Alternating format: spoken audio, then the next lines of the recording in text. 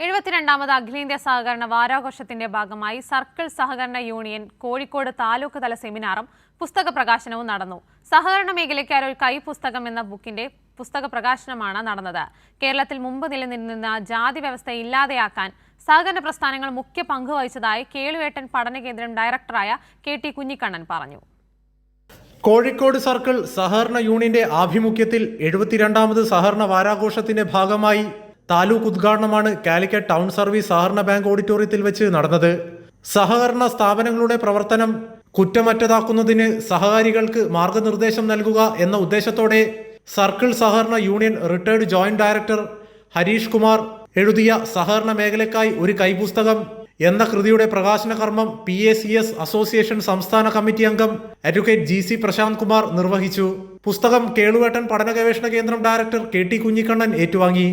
കേരള വികസനം സഹകരണ മേഖലയുടെ പങ്ക് എന്ന വിഷയത്തിൽ സെമിനാറും ഉണ്ടായിരുന്നു. ശുദ്ധാശുദ്ധങ്ങളുടേതായ ഒരു ധർമ്മശാസ്ത്രത്തിൽ അധിഷ്ഠിതമായ വളരെ മനുഷ്യത്വരഹിതമായ ക്രൂരമായ ഒരു സാമൂഹ്യ വ്യവസ്ഥയായിരുന്നു കേരളത്തിൻ്റെ ഭൂതകാലം എന്ന് പറയുന്നത്.